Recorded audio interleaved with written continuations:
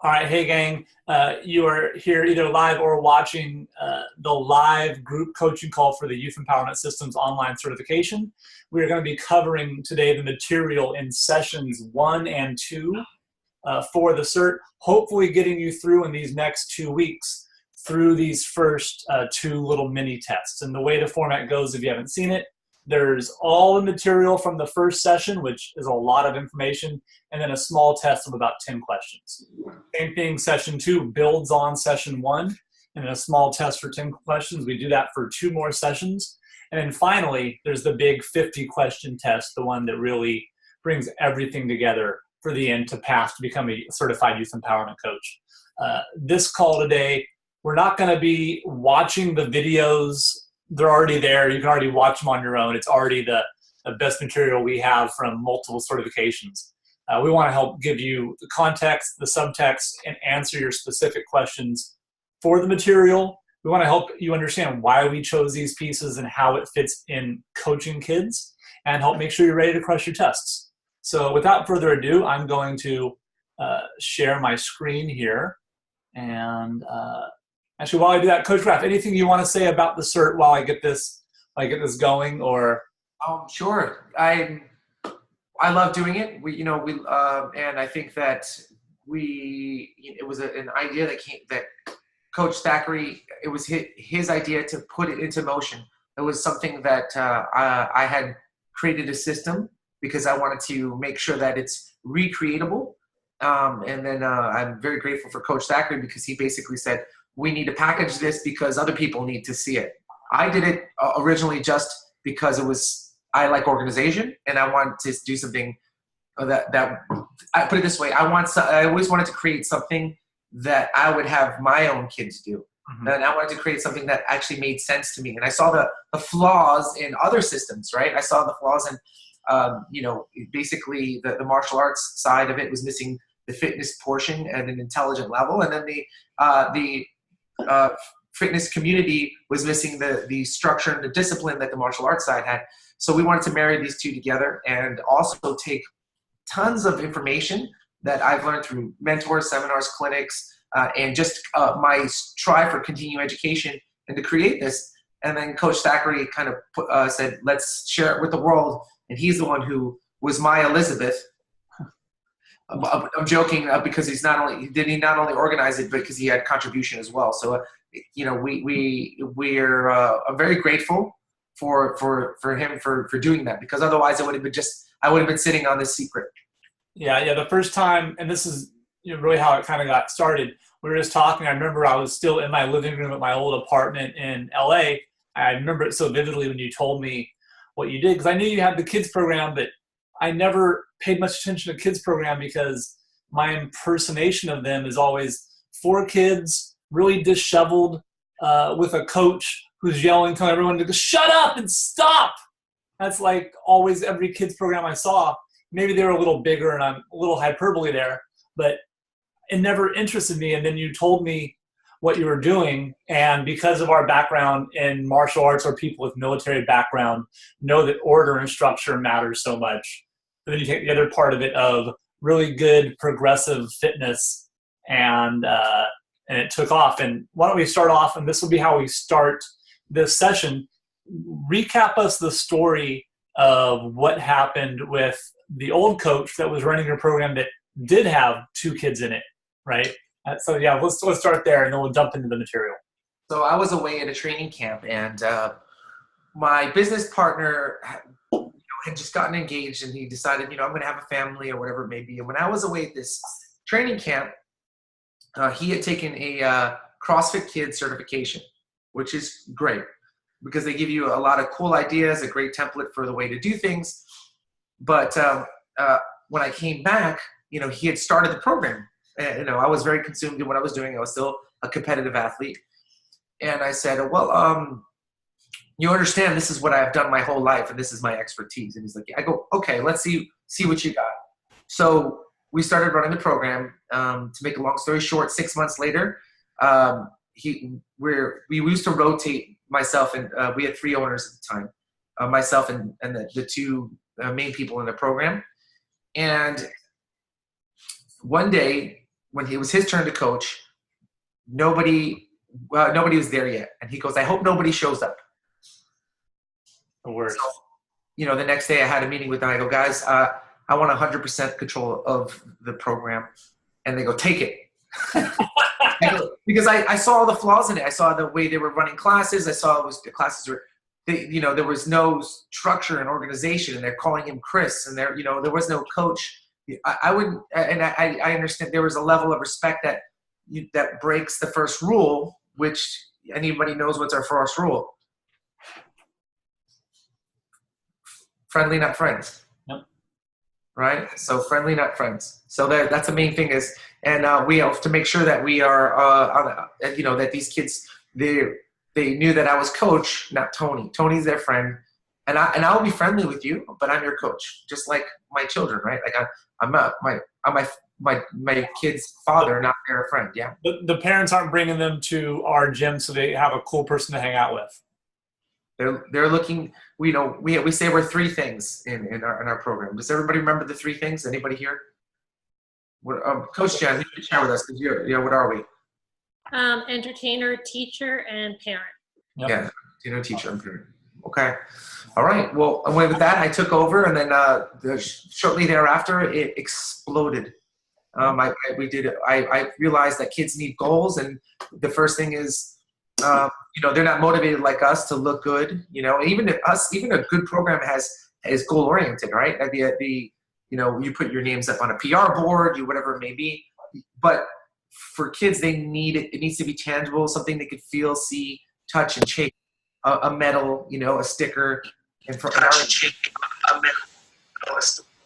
a star. Yep. No. Yeah. That was the level-based part of it. We're going to start off with the character-driven focus part of the coaching. I'm going to share my screen, and we'll get into this page right here. Here we go. And let's start off here. So you go through the material. Obviously, we have the intro part. The coaching components, the big ones I want to hit on here are respect, that Coach Kraft talked about, mass control, getting them in state, and how we use grounders. So these big three, I'm not highlighting very, very well, but these big three here are going to be the biggest building blocks you can have for the rest of your program. Really, if you get nothing else right, if you went out there, if I had to give someone, let's say, you have a coach at your gym and you're running the youth program and everyone's sick and you're sick, you're so sick you can't get out of bed. And I had to give them three things. I would say, have them call you yes, sir. Make sure they say yes, sir. Call you coach, right? Number one, I'd be sick and I'd say, okay, make sure you get them in state before you do stuff. Don't give them a task and go, hey, everyone, go run over and get a PVC pipe. No, do it nicely, do it nicely. It's backwards, right? We set up the task and then they do it. Here's how I want you to do it. And we would do that. I would teach them a rhythm clap for our grounders. That would be everything from there. If you messed, they didn't know how to count tempo together, we could do that. If you didn't know how to do the 3x3 rule, we could get by it, right? If you didn't know how to give an empowerment chat, we can survive that class. Now, it's not going to be built to grow for a long time, but again, if I had to get someone out there, these would be the three biggest things. The first one, you talked about respect and becoming a leader and mentor for your students. Has anyone here seen or gone into programs or been in gyms where you feel like that is missing? Is anyone had an experience like that where they come in and the training might be good, but are on a sport team where it was just too loose and casual? Because we've been there. We've been on teams. Coach Antonio, you've been on one? Oh, yeah. Absolutely. What was it like for you, either as a coach or as a student? What was that experience like? Well, it's actually been more recently as a parent. Taking my kids to, we went to a very well-respected mixed martial arts gym in town, and I put my 5-year-old in it, and within 3 or 4 weeks, he kind of maxed out. There wasn't really any structure or set goals. It was just 5-year-olds to 8-year-olds kind of running around with a coach who was really qualified to teach adults, but not kids. Yes. And that's exactly, I think you hit the nail on the head. And when we're parents, everything that's bigger too, right? Just Oh yeah. us as an athlete, it's okay. But this is the biggest part, and Coach Kraft, I'll let you talk about this a little bit, about kids they really do need to know the rules. We say, oh, they'll fall. No, they need to know the structure because they don't have a base to pull from. So there's last week, basically that's why this week is flowing so well. What we do on our first week back of chaos is we spend most of our time, just grounding kids, right? So when I can say ground them, we use our focus grounders to basically get them in rhythm, especially with the new kids, understanding they know the rules first. Take a knee, get a rhythm clap, eyes on who, storytelling, respect, confidence, what does it mean to be focused, using the whiteboard, all these things basically we start training our kids the patterns that we need to teach them other stuff, movement, right? So first we have to get them understanding respect and discipline, right? So that this way they don't start talking over us when we're trying to teach. This way they don't start licking my mirror when we're trying to teach. So all these different things that we have to do to get organization and structure. So now I can teach you movements. And the truth of the matter is, even my veterans, reset button, these are the rules again. Reset button, these are the rules again. I don't know if I told the crow story with the pebble in the bucket. No? Oh, please go ahead. No, I will tell next time. So basically it goes like this. It's about patience and hard work. And you have to be able to put the pebble in the bucket every time so the water can overflow and you can drink from the bucket. Yeah. Right? And that's the thing, is that if you don't put that pebble in every time, then basically you're not going to be able to drink. So we need to be able to move forward with our kids. And Antonio, if you don't know, I tell a lot of stories. So there's also a big portion here on the power of storytelling for this, right? Kids aren't, and this is a big point you brought up, Coach Antonio, that I love. The way we can teach and train adults is different than the way we can teach and train kids. Even though we say, oh, I know how to teach a squat. Yes, that's the technical part, and it's very logical. There are emotional and psychological things that are greater than being able to tell someone these parts, right? For adults, we can, just the idea of, I need to work on my long-term health and fitness is a very abstract concept. Tell that to a 5-year-old. Well, Billy, here's how triglycerides work, and I have some issues with your family's bad cholesterol level, right? Like, we can't do that, right? You can't run a 6-week challenge for a kid. Or you want to get back in bikini shape by summer, Billy? Like, it doesn't work. They're motivated differently, and the way we have to talk to them is very different. So here's a question. So Antonio, if I asked your son, what does patience mean? What would he say? He'd say that it's waiting for something that we want, because we can't have it yet. Okay, that's great. That's not bad. Yeah, that's great. That's good parenting. So a lot of times, all our kids know things like, for example, they know a quick answer. What's patience? Waiting without complaining. Waiting without complaining. Waiting without complaining. That's exactly it, right? So that's it. I go, what's focus? Eyes on the prize, right? So when all my kids, they know an instant, like right away, what they need. Respect means to treat people like they matter. If they're younger, to treat people nicely, right? So understanding that these kids know those immediately. And in that fight gym that you're in, how many stories do you think that your son learned was told within 3 weeks? Oh, zero. Absolutely none. Your son would have gotten about a minimum of if he was coming 3 times a week. Oh, so he would have gotten about 27 times that I would have had a mat chat with him, talking about these things, right? So if you think, does that in over a year, does that make a difference in character development and reinforcing values that you have in your own home? Respect, focus, discipline, confidence. Does it? Oh yeah, absolutely. Yeah, because somebody was missing that. That's great. Good. I could armbar you. Good. Yeah, and it's also very hard as far as just the learning and coaching principles, connecting with kids, of telling them. And Coach Raff, you can explain kind of the process of the way we take in this information. When you tell someone, you're not being patient, right? Now we get into labeling. People get defensive. And what happens when people get defensive? Do they want to receive your coaching? So, I have a friend of mine who is, and he his whole life, his nickname was the Crank, right? And I'll use his name because he's allowed me to use it. His name was Chris the Crank, right? His parents would call him that. It was his nickname. And he, to this day, is the crankiest person I know. Can that attitude change through the years? Yes. But he has chosen that this is his identity. Oscar the Grouch. Yeah, he became it because, somebody reinforced it over and over again. That's like no different than telling somebody they're no good, right? Or they're worthless. If you tell them enough times, they start to believe it. So we have to make sure that their I am, right, and their self-belief, it reflects who they become, because you are creating that blank palette. You are filling it in with what you say and what you're training. Yeah, absolutely, right. And so we get into these parts. Respect is the foundation, because there's been no task assigned yet, right? Let's look at this. We're starting the coaching class.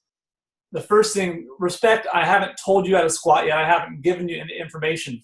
All we're doing is setting up the structure of who's in charge. I can't tell you what to do until we know who's in charge. When a police officer pulls you over, who's the one in charge? Do you get pulled over? Do you go, hey, what's the matter here? We don't ask, who asks the questions? They're in charge. We know right away they're in charge. In our program, we want to make sure that everyone knows, one, who's in charge, and now we can start talking about the rules. People who are in charge are the ones who give the rules, right? The kids don't make the rules, but they will if they think they're in charge. I want to do this. Why would, Coach Raff, when was the last time a kid who's obviously been in your program for more than a week just walked over and tried to run the show? Excuse me, sir. I appreciate it. 1 second, please, and thank you. I appreciate it. Exactly. If you don't mind, excuse me. Thank you. Very good. So now I promise you'll get your turn to talk. 1 second. Sir. I need you to listen. I need you to listen by looking in this eye only. Can you look in this eye, please, and thank you? Very good. You're such a good listener. Very good, Mr. Tim. Awesome. Now go put your name up on the board and come back fast as lightning. So now what I do is I own him. He's not going to just walk all over me. Somebody's training somebody, and he knows he can manipulate me. Absolutely. So you see how he did that? He flipped the roles, started being the one to give the assignments, asking the questions, and that's a sign of power and leadership. So we know that they're calling us the right ways. The next is we're going to have to start assigning some tasks. And this is where mass control, getting people in state, and specifically grounders will be the first big part we want to hit on. And this is so critical. We'll start with the rhythm clap here to get people. We haven't even got to assigning any coaching parts yet. That's how much of character and mindset is in this that we want to get away. And yes, Dr. Hahn's stuff on assessment is awesome and world class, but I can't get a kid to receive this information until they are in the right state. So the rhythm clap is probably the thing. You'll probably do this more than any other movement. In our program, we start with it early and often. Coach Raff, why does the rhythm clap work so well when working with kids of really any age? It works with the adults. It works all around. What do you think makes it so powerful? We say it's the ability to herd cats. It's the antagonist of what you would do on a date. On a date, you would ask open-ended questions, right? You wouldn't go, it was a good summer, right? And they would go, yeah, right? But in our program, we're like, it was a great summer, right? Everybody goes, yes, sir, done. I got you to say what I need you to say. You're either going to say yes, sir, or no, sir. We move on to the next thing. Organization, structure, uniformity. No, it's not. No, don't get me wrong. I want free thought, but first we have to start with organization, right? And we have to give them a template, or else the thoughts are and because right now they're in a learning phase. They don't have a foundation to build from, and this is going to be really similar to the next part. We talk about the level system and the movements we choose. They don't get variation and all these things without a foundation. You earn variation. You earn complexity. You earn. I mean, if anyone who's been to college, right? The lower level courses are just, you tell it back to them. What happened this? And you're like, this is what happened. Graduate seminars, now you're like going down some weird thought stuff, but because you have a place to choose from. So it's really a similar idea you're talking about here, Coach, that we have to help get them in the right structure, because no one's told them what patience mean. No one has told them it matters how you stand up and how you look at someone in the eyes and do this. It's never been done. So we are really implementing a lot of basic life structure lessons for these kids. Mm-hmm. Yeah, and it goes. I think even that we have not skipped that when we get to the teens. Yep. You know, we have a higher value, and I want to say a different value. Let me say higher value, a different value than their parents, because at that point, teens have heard every story that you're going to tell them over and over again, and not only that, but it's like, you don't know what you're talking about, Mom, and then I'll say the same exact thing and be like, wow, Coach Graff, wait, I get it. And we talk to them a little bit, differently. I'm not going to tell them, the same story. No, I'll tell them stories that, I'll be talking about, stay away from scissor, right? But I'm not going to say it like I'm McGruff, right? So I hope you guys get my reference. So if anybody knows, that's funny. Yeah. So, but I'm going to say it like in the sense that I know a kid that thought, or a girl that when I was in high school, she mixed codeine and Sprite, right? And woke up and somebody had molested her, right? This was at a party. So the truth of the matter is, it's not only to Heath Ledger died from mixing, prescription meds with alcohol. I go, look, guys, and the truth of the matter is, I can only give you a template to make the best decisions in your life. But at least I can tell you that I know somebody who was molested, and we all know somebody who was, who passed away from this. So I'm talking to a teenager now. I'm talking to somebody that should probably understand conceptually because if I tell them, and I still tell them, but the fables, because they make greater impacts on everybody. Everybody likes a good story, but you got to change. Yeah. Change with the demographic, right? So the truth is, we have to know who we're talking to and how we're going to make a greater impact, because if I tell them that story, and it's true, if you guys listen to current rap music, they call it lean, right? When I was growing up, they call it scissor, right? The lean is the name for codeine and Sprite. One of my kids told me this. So, and I'm like, oh, you mean scissor? I'm sounding like I know, scissor, right? So, and I go, kids if it's in rap songs, kids are doing it. And honestly, it's extremely dangerous. So, but all I can do is say, here's the template. I know somebody who this happened to them, right? Yeah, if you're going to act oblivious about it, you're not going to be believed, right? It's not in their world. And our goal is, if you think about it right now, Coach Antonio, he's like, yeah, my kid needs to learn respect.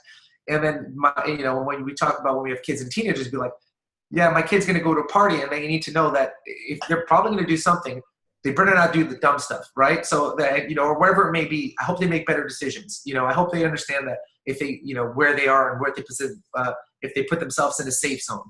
So the truth of the matter is, we have a value of being a mentor more than just squat, push, pull. It has to be able to make an impact on these people's life. And I see it happening because I have, I have adults with kids that have started with me when they were younger, right? I have people that have graduated school and have, and they come back to me and they say the values you taught me, I'm so grateful for them. And it has nothing to do with the movement. Yeah, absolutely. So that's good. And do you have any questions on this first part there on some of the coaching principles in session 1?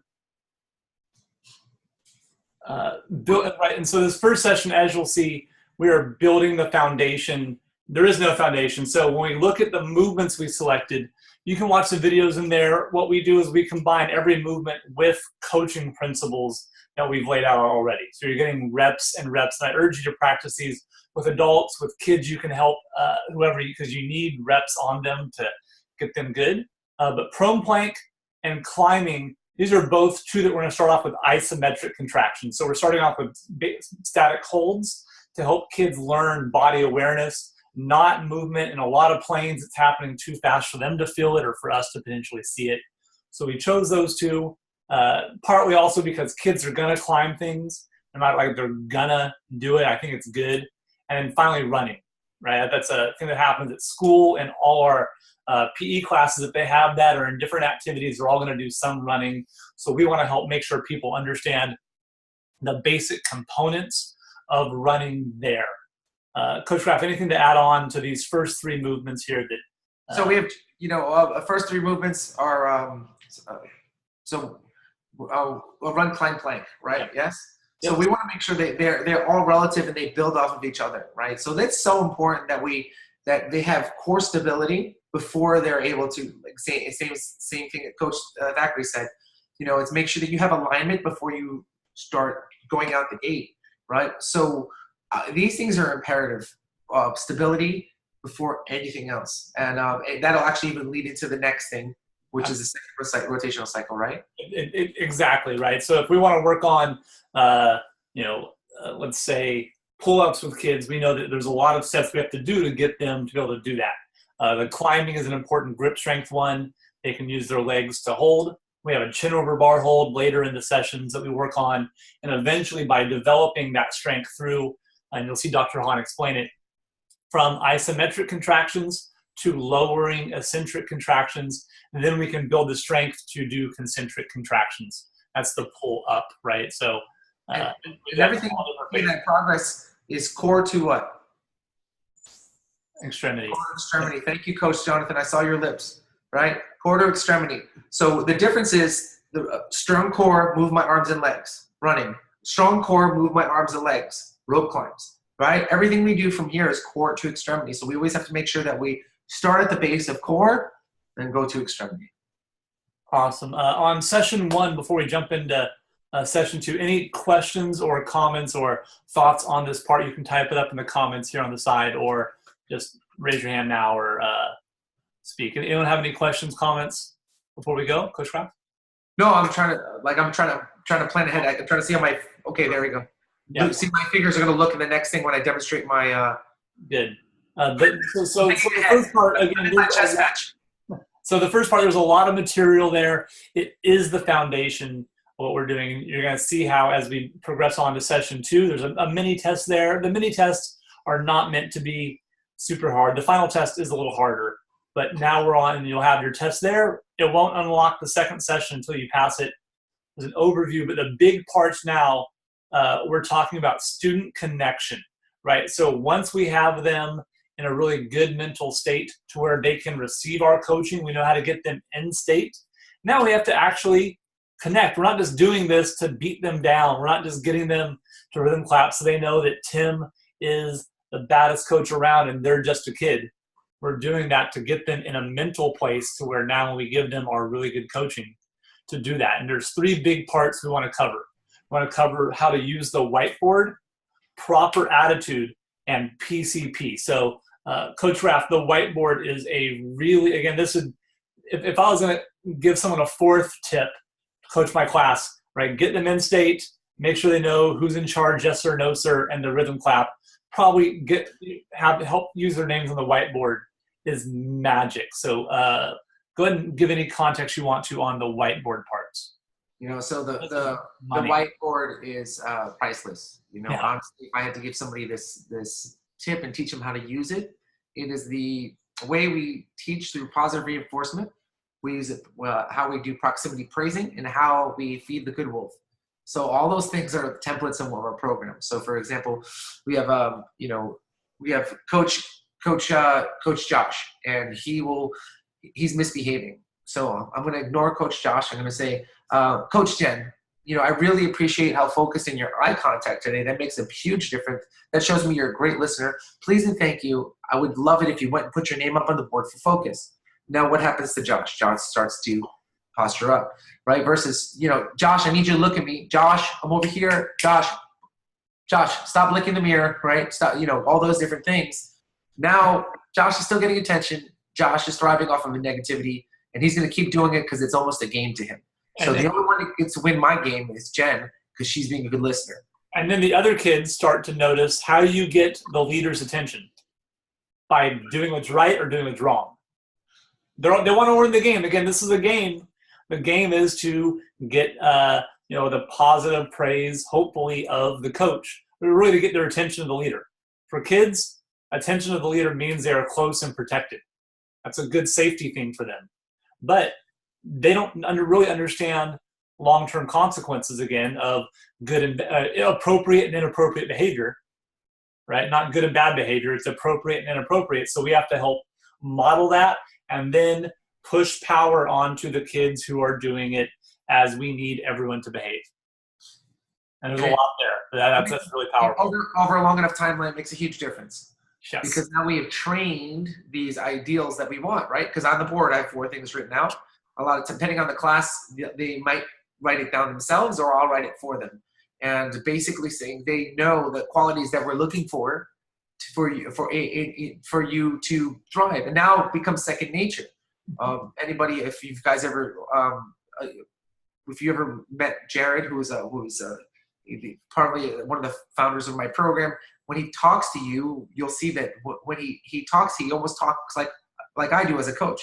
Absolutely, ma'am. Excuse me, please and thank you. I wouldn't mind it if you did this, like habitually, because they've heard it so many times. Wow. They understand that this is how we do it. That's wild. Yeah, he's on it. So the whiteboard. So now, anyone have any questions on how to use whiteboard? We recommend just a small board is plenty.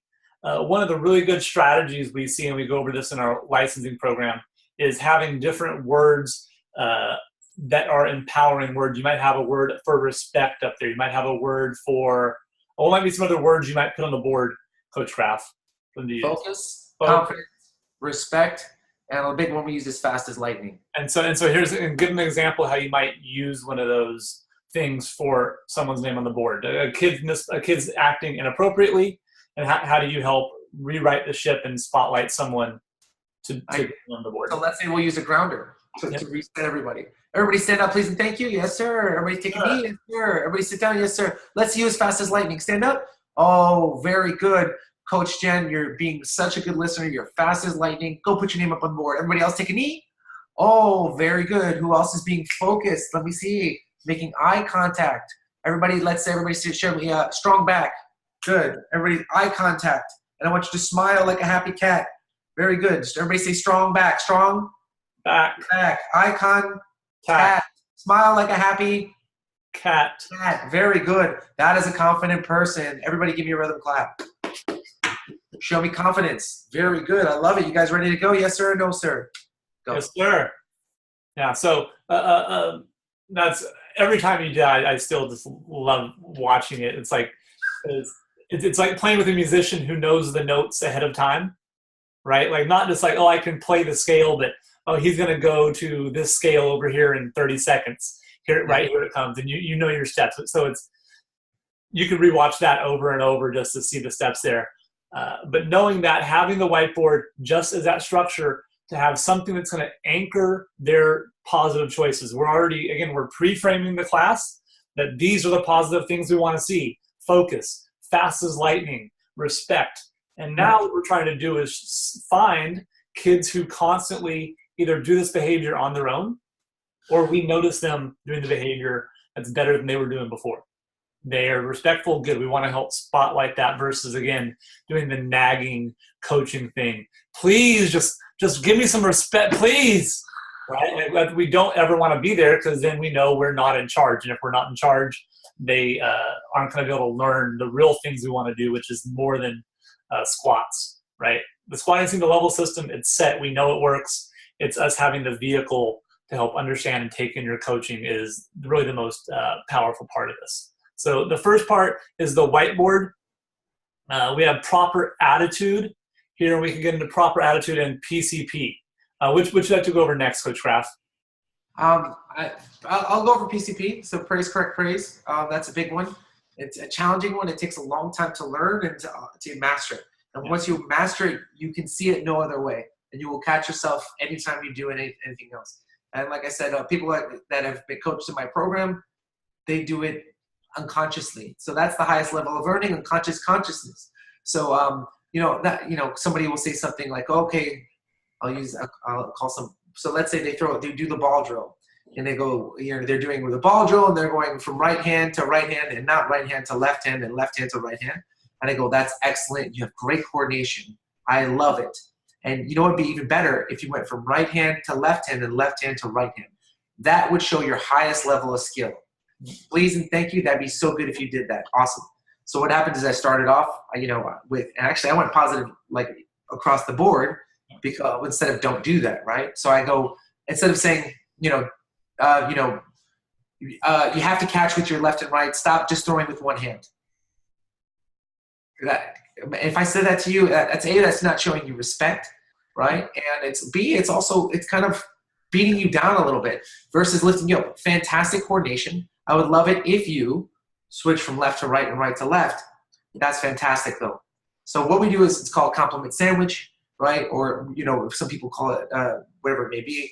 Praise, correct, praise. And that's challenging. But the truth is, if you want to be, if I'm just no, high elbows, faster on the turnaround, drop it, all of a sudden you turn off to that feedback. You don't want it. People, no matter how much they say, be honest with me, tell me what I'm doing wrong. We're not going to tell them, right, that they did it right. In that example, we didn't tell the kid, oh, the way you do the ball drill is great, you're a superstar, you'll probably be in the Olympics. We're not giving them false confidence. We are still coaching them. It's the way we're delivering the coaching. Now they can take it, right? Can anyone here give me an example of, let's say someone's doing, if you can pick any movement, let's say air squat. Who wants to step up and give me an example how you might give someone PCP with someone doing an unweighted squat incorrectly or that needs some improvements? Who wants to do it? Coach Elizabeth or Coach Angie? Always volunteer first. These are my rules. Coach Elizabeth, you're it. Go. All right. Show me a PCP example. Yeah. Yeah, go ahead. Yeah, Coach Elizabeth, go ahead. I honestly, I can't think of. Oh, you absolutely can. I believe in you. Okay, I can. Say what? What do you want me to do? If someone's doing a squat. Yeah. Or running, either one. Is there, you see whatever you're more comfortable with, and you want to give them any feedback at all using PCP. Give me any example. I mean, I guess maybe if like someone's knees were caving in, I usually say like great effort, like you're doing a great job. You're doing a great job. That's the P. Good. And now give me the C. Give me the correction. You're doing a great job. Good. Good. And now give me another P. Great job. Yeah, there you go. Is that simple? Yeah, I love how you listened. Very cool. Great. Yeah. I love to praise at the end their ability to take my coaching or their ability to be coachable. Hey, I love how you did 30 squats in a minute. This time, I want your knee to touch my hand. We're going to push your knee out. You feel that? Great. I love how I wish all my students were as coachable as you. Boom. Right? And again, it's a hard skill because we'll do the PC a lot. Hey, good job. Do this. And then we leave them, or we do just correction. Hey, elbows up. Thank you. It's not wrong, but it's, again, we're trying to set up long-term behaviors for them to want to get coaching from us all the time. Okay. Not just whack-a-mole. I solved it all the time. Solved it.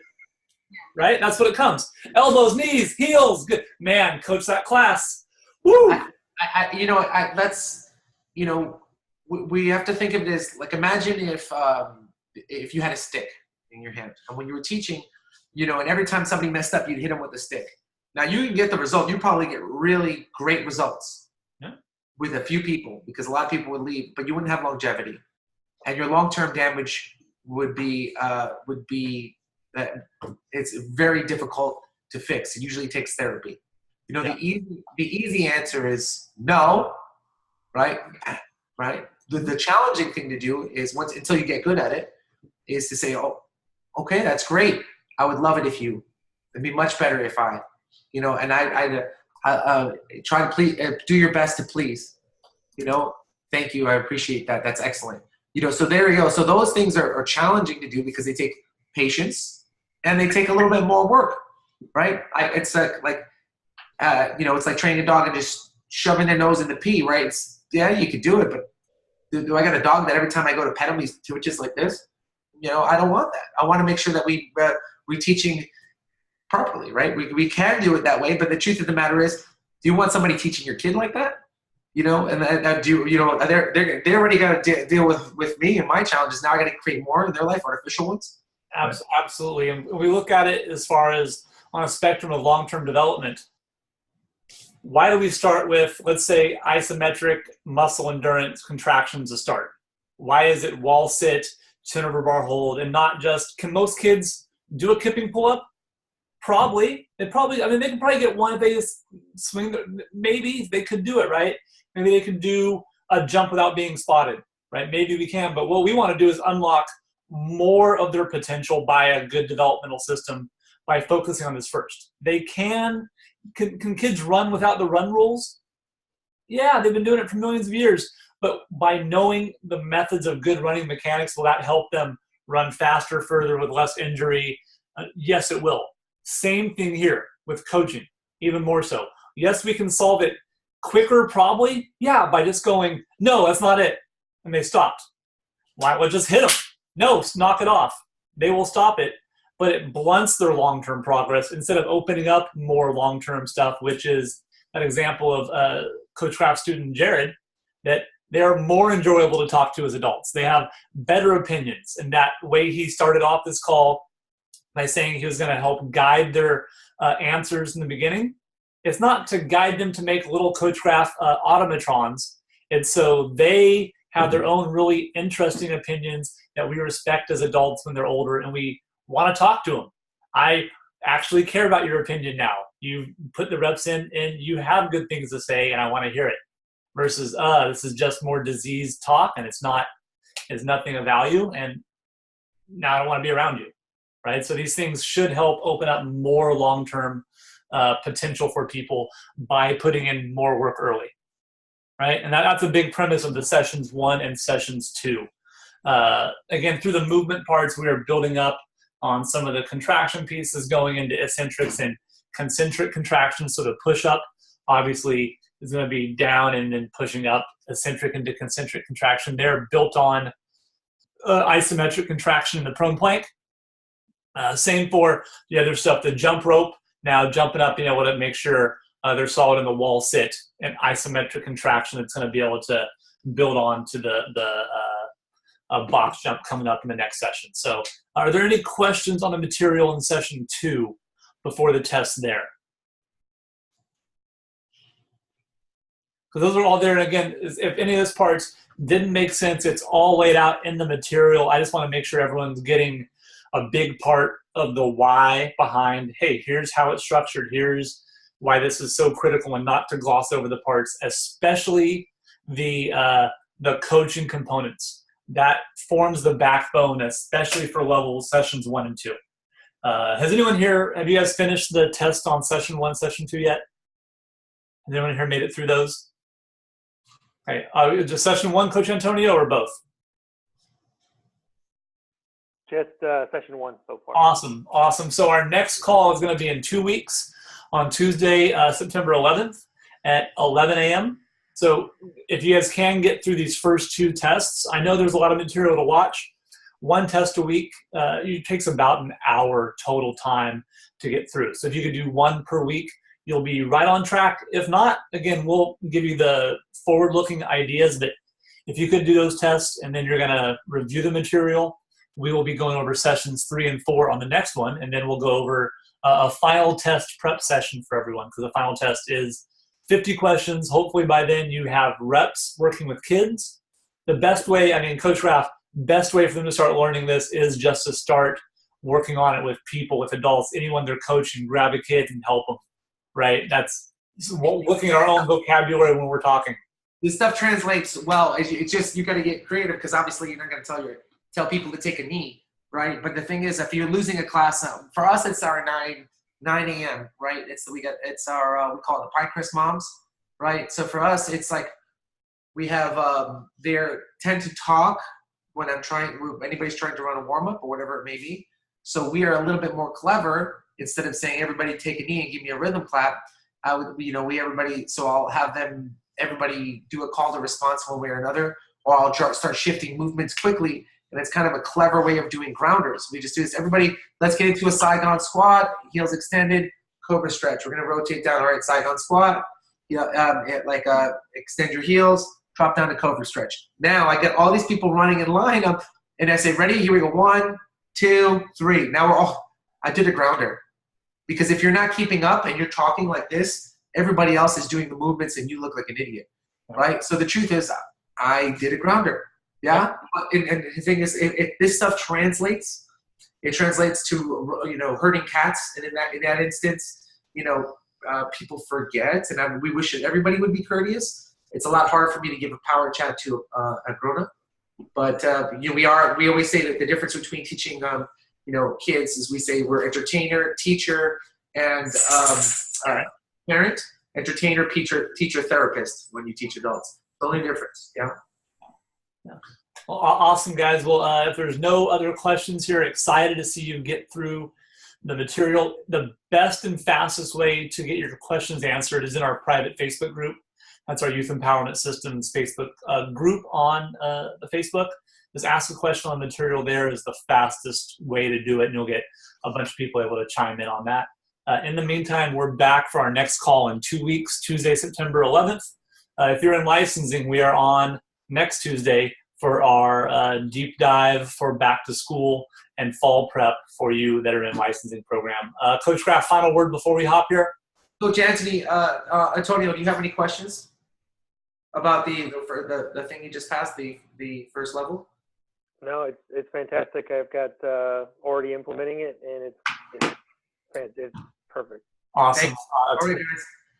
Well, wonderful. That makes me happy because at the end of the day, I want to remind everybody, we get to live our passion. If this is not your passion or mission and it's your job, then you should find your passion or mission and leave this immediately. Do what you love, and it becomes, it's not labor. It just becomes being able to know that you can make an impact and a difference and do it the right way. So very grateful for the opportunity to make a greater impact, and knowing that our system, and by say our system, I mean it's yours, is changing the world. So great job, guys. Okay, thank you so much, guys. I'll talk to you in 2 weeks, okay? And this will be up in the site on the Youth Empowerment System site for the Cert. So I'll make sure and put up there probably later today. All right, thanks, guys.